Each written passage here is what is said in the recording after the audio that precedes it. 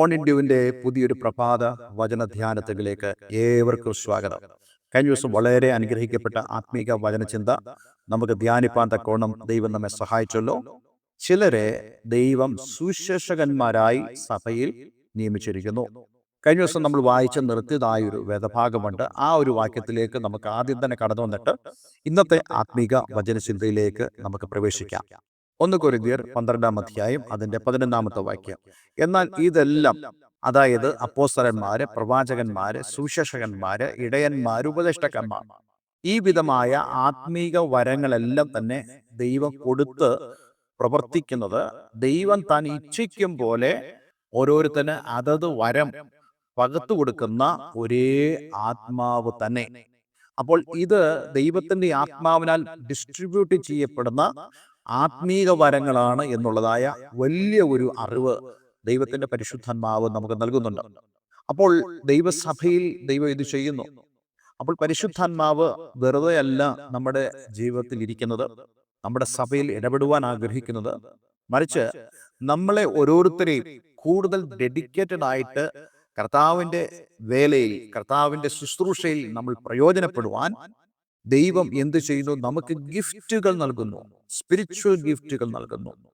അത് നമുക്ക് പകർത്തു തരുന്നത് ദൈവത്തിന്റെ ആത്മാവാണ്. നമുക്ക് ആർക്കും തന്നെ ദൈവമേ എനിക്ക് ഇത്രയും വരമേ തന്നുള്ളൂ, എനിക്ക് ഇത്രയും കഴിവ് തന്നുള്ളൂ എന്നൊന്നും നമ്മൾ പറയരുത്.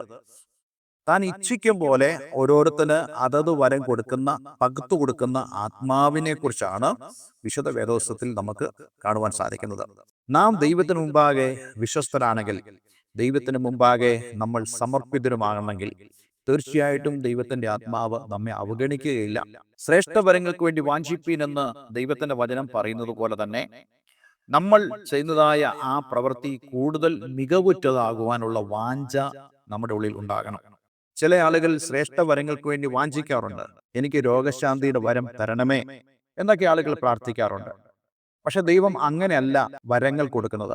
ഒരു വ്യക്തി താൻ പ്രത്യേകമായി രോഗികൾക്ക് വേണ്ടി പ്രാർത്ഥിക്കാൻ സമർപ്പിക്കപ്പെടുന്ന ഒരു വ്യക്തിയാണെന്നിരിക്കട്ടെ, ആ വ്യക്തി തുടർമാനമായി ആശുപത്രികൾ സന്ദർശിക്കുകയും അല്ല ഭവനങ്ങളിൽ കടന്നു എന്ന് രോഗികളെ കാണുകയും അവർക്ക് വേണ്ടി പ്രാർത്ഥിക്കുകയും ചെയ്യുന്ന ഒരു വ്യക്തിയാണെങ്കിൽ, ആ പ്രവൃത്തി തുടരുമ്പോൾ തന്നെ ആ വ്യക്തി ആഗ്രഹിക്കുന്നു, കർത്താവേ, ഞാൻ പ്രാർത്ഥിക്കുമ്പോൾ ആളുകൾ സൗഖ്യമാകുന്നതായ ആ അനുഭവങ്ങളും സാക്ഷ്യങ്ങളും എനിക്ക് കേൾക്കുവാൻ ആഗ്രഹവുമുണ്ട്.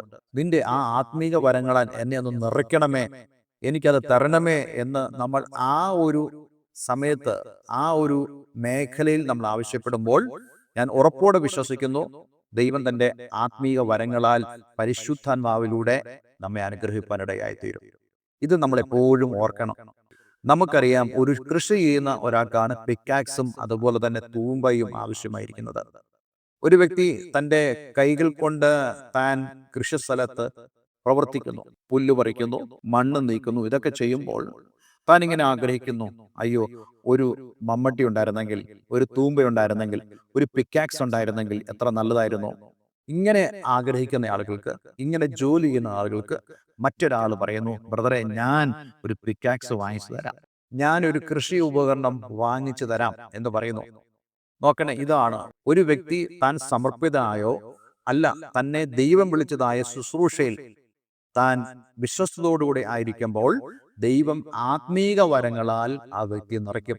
പക്ഷെ അത് ദൈവത്തിന്റെ ഇഷ്ടപ്രകാരമാണ്, നമ്മുടെ ഇഷ്ടപ്രകാരമല്ല. അതുകൊണ്ട് ഇന്ന് എന്നെ കേൾക്കുന്ന പ്രിയമുള്ളവരെ, നമ്മുടെ ജീവിതത്തിൽ വിശ്വസ്തതയും ദൈവത്തോടുള്ള സമർപ്പണവും വളരെ പ്രാധാന്യമുള്ള കാര്യമാണെന്ന് നമ്മൾ അറിയണം. നമ്മൾ ഇന്ന് എഫേസ്യ ലേഖനം 4-ാം അധ്യായം 11-ാം വാക്യത്തിൽ നമ്മൾ ഈ ദിവസങ്ങളിൽ ചിന്തിക്കുന്ന ദൈവസഭയുടെ 4 വിധ ഓഫീസുകളിൽ ഏറ്റവും അവസാനത്തെ ഓഫീസിനെ കുറിച്ചാണ്, ആ ശുശ്രൂഷയെ കുറിച്ചാണ് നമ്മൾ ചിന്തിക്കുന്നത്. ചിലരെ ഇടയന്മാരായും ഉപദേഷ്ടാക്കന്മാരായും നിയമിച്ചിരിക്കുന്നു. ഈ 2 പ്രവർത്തികൾ, ഈ 2 കാര്യങ്ങളും ഒരു ശുശ്രൂഷയുടെ, അതായത് ഒരു ഓഫീസിന്റെ തന്നെ 2 പ്രകടമായ ശുശ്രൂഷകളാണ്. ഓഫീസ് എന്ന് പറയുന്നത് ഇടയ ഉപദേഷ്ടാവ് ശുശ്രൂഷ എന്നുള്ളതാണ്, അല്ലെങ്കിൽ ഒരു ഇടയന്റെ ശുശ്രൂഷയാണ് ഈ 2 ശുശ്രൂഷകളും. ഇടയ പരിപാലനം എന്ന് പറയുന്നത് വളരെ പ്രധാനപ്പെട്ട കാര്യമാണ്. 23-ാമത്തെ സങ്കീർത്തനത്തിൽ നമുക്ക് നല്ലൊരു ഇടയനെ ദാവീദിൽ കാണുവാൻ കഴിയുന്നുണ്ട്. ദാവീദ് ഇടയപരിപാലനം ചെയ്തുകൊണ്ടിരിക്കുമ്പോൾ തന്നെ ദൈവത്തോട് തന്റെ ഹൃദയം പകരുന്നതായ ഒരു ഇടയൻ. വാസ്തവത്തിൽ ദൈവത്തിന് ഇങ്ങനെയുള്ള ഇടയന്മാരെയാണ് ആവശ്യം. ജനത്തെ നയിക്കുകയും അതേസമയം തന്നെ ദൈവത്തോട് ഹൃദയം പകരുകയും ചെയ്യുന്ന ഇടയന്മാർ. അവരോട് ദൈവം സംസാരിക്കുന്നു. ആ സംസാരിക്കുന്ന കാര്യങ്ങൾ അവർ ഈ ജനത്തോട് സംസാരിക്കുന്നു. ദാവീദ് പാടുന്നതുപോലെ കർത്താവ് യേശുക്രിസ്തുവാണ് ഏറ്റവും നല്ല ഇടയൻ. യോഹന്നാന്റെ സുവിശേഷത്തിൽ നമുക്ക് വളരെ വ്യക്തമായി കാണുവാൻ കഴിയുന്നുണ്ട്. കർത്താവ് യേശുക്രിസ്തു ഒരു ഇടയൻ എന്ന നിലയിൽ താൻ ചെയ്യുന്നതായ ക്ലെയിംസ്, തന്റെ അവകാശവാദങ്ങൾ നമുക്ക് കാണുവാൻ സാധിക്കും. യേശു പറയുന്നു, ഞാൻ നല്ല ഇടയനാകുന്നു. നല്ല ഇടയൻ ആടുകൾക്ക് വേണ്ടി തന്റെ ജീവനെ കൊടുക്കുന്നു. നോക്കണേ, പറഞ്ഞിട്ട് ജീവനെ കൊടുക്കാതിരുന്നില്ല, ജീവനെ കൊടുത്തിട്ടാണ്, അല്ലെങ്കിൽ കൊടുക്കാൻ പോകുന്നതുകൊണ്ടാണ് കർത്താവ് യേശുക്രിസ്തു പറയുന്നത്, ഞാൻ നല്ല ഇടയനാകുന്നു. നല്ല ഇടയൻ ആടുകൾക്ക് വേണ്ടി തന്റെ ജീവനെ കൊടുക്കുന്നു. നോക്കണേ, യേശുക്രിസ്തു ആ ഇടയൻ എന്നവണ്ണം ദാവീദിനെ പോലെ തന്റെ ജനത്തെ അവൻ നയിക്കുമ്പോൾ തന്നെ തന്റെ പിതാവിനോട് തൻ ഹൃദയം പകരുന്നവനായ ഒരു ഇടയനായിരുന്നു. അതേപോലെ തന്നെ നമുക്ക് മനസ്സിലാക്കാൻ കഴിയുന്ന ഒരു കാര്യമുണ്ട്.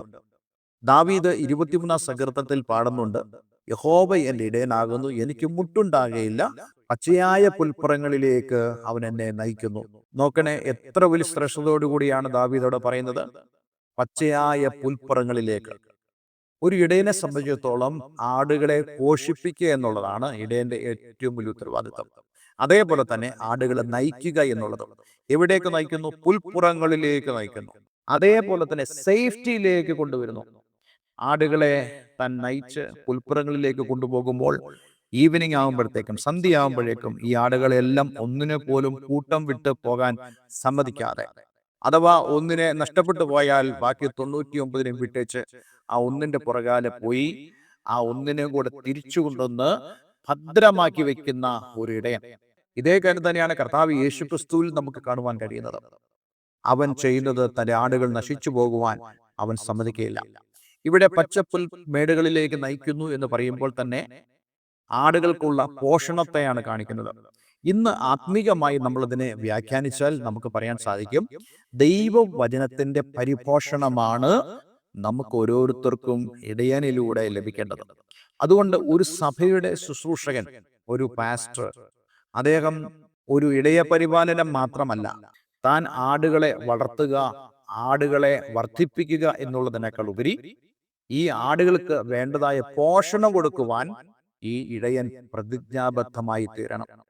ആ പോഷണം എന്ന് പറയുന്നത് വിശുദ്ധ വേദവസ്തുവിന്റെ അടിസ്ഥാനത്തിൽ അധ്യാപനമാണ്, പഠിപ്പിക്കലാണ്. ദൈവവചനം പഠിപ്പിക്കുക എന്നുള്ളതാണ്. പഠിപ്പിക്കുന്നതും പ്രസംഗിക്കുന്നതും രണ്ടും രണ്ടാണ്. ഇന്ന് കൂടുതൽ പേരും പ്രസംഗകരാണ്, പഠിപ്പിക്കലുകൾ വളരെ കുറവാണ്. ഈ പ്രസംഗത്തിന്റെ പ്രത്യേകത എന്താ? ഒരാൾ പ്രസംഗിക്കുമ്പോൾ ആ പ്രസംഗത്തിന് തനിക്ക് ആരോടും ഉത്തരവാദിത്വമില്ല എന്ന് മാത്രമല്ല, പ്രസംഗത്തിൽ ഒരാൾ സംശയം ചോദിച്ചാൽ പ്രസംഗകന് ആ സംശയത്തിന് നിവാരണം വരുത്തേണ്ട ഉത്തരവാദിത്വമില്ല. എന്നാൽ പഠിപ്പിക്കൽ അങ്ങനെയല്ല. പഠിപ്പിക്കുമ്പോൾ നമ്മൾ അവരുടെ ഹൃദയത്തിലേക്കാണ് നമ്മളുടെ ആശയങ്ങളെ കൈമാറുന്നത്. അതേപോലെ തന്നെ അവർക്കുണ്ടാകുന്ന സ്വാഭാവിക സംശയങ്ങളെ പരിഹരിക്കുകയും ചെയ്യേണ്ടത് വളരെ ആവശ്യമാണ്. ആ ഒരു ഉത്തരവാദിത്വം കൂടെ അധ്യാപകനിൽ നിക്ഷിപ്തമായിരിക്കുന്നു. അതുകൊണ്ടാണ് ഒരു ഇടയൻ എന്ന് പറയുന്ന വ്യക്തി ഒരു ഉപദേഷ്ടാവും കൂടെ ആയിരിക്കണം എന്നുള്ള വളരെ സുവ്യക്തമായ ഒരു ഉപദേശം ഈ വചനഭാഗത്ത് നമുക്ക് കാണുവാൻ സാധിക്കുന്നത്. അതുകൊണ്ട് ഇങ്ങനെ കേൾക്കുന്ന ഇടയന്മാരായ ദൈവഭൃത്യന്മാരെ, ദൈവം നിങ്ങളെ ഏൽപ്പിച്ചതായ വലിയൊരു ശുശ്രൂഷ പഠിപ്പിക്കൽ ശുശ്രൂഷയാണ്, ഉപദേശിക്കുന്ന ശുശ്രൂഷയാണ്. ആളുകൾക്ക് നിങ്ങൾ വചനം പറഞ്ഞു കൊടുക്കണം. അവരുടെ ജീവിത സാഹചര്യങ്ങളെ ആസ്പദമാക്കിയുള്ള ആത്മീക വചനഭാഗങ്ങൾ നമ്മൾ അവർക്ക് പറഞ്ഞു കൊടുക്കണം. അങ്ങനെയാണെങ്കിൽ അവർ ഒരിക്കലും തെറ്റിപ്പോകുകയില്ല, അവർക്കൊരിക്കലും ദഹനക്കേട് വരികയില്ല, അവർ ഒരിക്കലും അസംതൃപ്തിയോടെ ജീവിക്കുകയില്ല. അപ്പോൾ ദൈവസഭയിലാണ് നമുക്ക് ഇതെല്ലാം ലഭിക്കുന്നത്. അങ്ങനെയാണെങ്കിൽ ദൈവസഭയിൽ നമുക്ക് ലഭിക്കുന്നത് എന്താ? ദൈവസഭയിൽ നമുക്ക് ലഭിക്കുന്നത് നമ്മുടെ അടുക്കിലേക്ക് കടന്നു വരുന്ന ദൈവത്താൽ ഐക്യപ്പെടുന്ന ആളുകൾ, രണ്ടാമത് ദൈവത്തിന്റെ നാവിൽ നിന്നും നമുക്ക് കേൾക്കുവാൻ കഴിയുന്ന പ്രവാചകന്മാരെന്ന ശുശ്രൂഷ ചെയ്യുന്നവർ, മൂന്നാമതായിട്ട് മറ്റുള്ളവരെ കർത്താവ് യേശുക്രിസ്തുവിലേക്ക് കൊണ്ടുവരുവാൻ ഉത്തരവാദിത്തപ്പെട്ടവരായ സുവിശേഷകന്മാരായ ആളുകൾ, അതേപോലെ തന്നെ നേടപ്പെട്ടതായ ദൈവസഭയിലേക്ക് കടന്നു വന്നതായ ആളുകൾക്ക് പരിപാലനവും അതേസമയം തന്നെ ഉപദേശവും കൊടുക്കുന്നതായ പഠിപ്പിക്കലുകളും നൽകുന്നതായ ആ ആത്മീകമായ അവസ്ഥ ഇത്രയും നമ്മുടെ ജീവിതത്തിലുണ്ടെങ്കിൽ നമ്മുടെ ഈ ഭൂമിയിലെ ജീവിതം ഏറ്റവും ധന്യമായി തീരും. അതുകൊണ്ട് ഇന്നെ കേൾക്കുന്ന പ്രിയമുള്ളവരെ, ദൈവം നമ്മെ തൻ്റെ സഭയിലാക്കി വെച്ചിരിക്കുന്നു എന്നുള്ള ആ വലിയ ദൈവിക വാഗ്ദത്തം, ദൈവിക അനുഗ്രഹം നമ്മൾ തള്ളിക്കളയാതെ അത് നിമിത്തമുള്ള സന്തോഷവും സമാധാനവും അനുഭവിപ്പാൻ ദൈവം നമ്മെ സഹായിക്കട്ടെ. ഒരു വാക്ക് നമുക്ക് പ്രാർത്ഥിക്കാം. സ്വർഗീയപിതാവേ, ഇന്ന് ഞങ്ങളെ കേൾപ്പിച്ച വളരെ മനോഹരമായ സന്ദേശത്തിനായി സ്തോത്രം. കർത്താവേ, നീ ഞങ്ങളെ അങ്ങയുടെ സഭയിലാക്കി വെച്ചിരിക്കുന്നു എന്നുള്ള ആ വലിയ ദൈവിക സന്തോഷത്തിൻ്റെതായിട്ടുള്ള വാർത്ത ദൈവവചനത്തിലൂടെ ഞങ്ങൾക്ക് കേൾക്കുവാൻ ഇടയായി തീർന്നതായി സ്തോത്രം. എഫീസ് ലേഖനം 4-ാം അധ്യായത്തിലൂടെ അപ്പോസ്തലൻ പൗലോസ് ഞങ്ങൾക്ക് നൽകുന്ന ഈ ആത്മീകമായ പാഠങ്ങൾ ഞങ്ങളുടെ ജീവിതത്തിൽ ഞങ്ങൾ ഗ്രഹിക്കുവാനും കൂടുതൽ ദൈവവചനത്തിൻ്റെ അടിസ്ഥാനത്തിൽ ജീവിപ്പാനും ഞങ്ങളേവരെയും സഹായിക്കണമേ. അങ്ങ് ഞങ്ങളുടെ പ്രാർത്ഥന ശ്രദ്ധ വെച്ച് കേട്ടതിനായി ഞങ്ങൾ നന്ദി പറയുന്നു. യേശുക്രിസ്തുവിൻ നാമത്തിൽ തന്നെ. ആമേൻ, ആമേൻ. ഇന്നത്തെ വേദവചനം നിങ്ങളുടെ ജീവിതത്തിൽ വളരെ അനുഗ്രഹമായെന്ന് ഞാൻ വിശ്വസിക്കുന്നു. ഈ സ്ക്രീനിൽ കാണുന്ന ഫോൺ നമ്പറുകൾ ഞങ്ങളെ വിളിക്കുക. ദൈവം അനുവദിച്ച് നമ്മൾ മറ്റൊരു വിഷയമായിട്ട് അടുത്ത ദിവസം ഒന്നിച്ച് കടന്നു വരും. പ്രത്യേകിച്ച് ഈ വിഷയവുമായി ബന്ധപ്പെട്ട വിഷയം തന്നെയായിരിക്കും. എല്ലാവരെയും അതിനായി ക്ഷണിക്കുന്നു. God bless you all.